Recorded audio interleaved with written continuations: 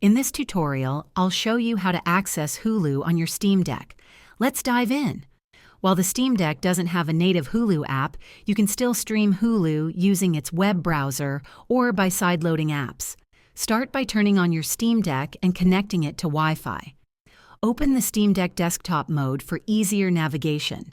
To use the web browser, open the Google Chrome or Firefox browser. You may need to install one if not already available. Go to www.hulu.com and log in with your account credentials. If you don't have an account, sign up directly from the website. Once logged in, you can stream Hulu content in the browser. Alternatively, you can sideload the Hulu app using tools like Discover, which allows you to install Android apps on the Steam Deck. Search for Hulu, download it, and log in to start streaming.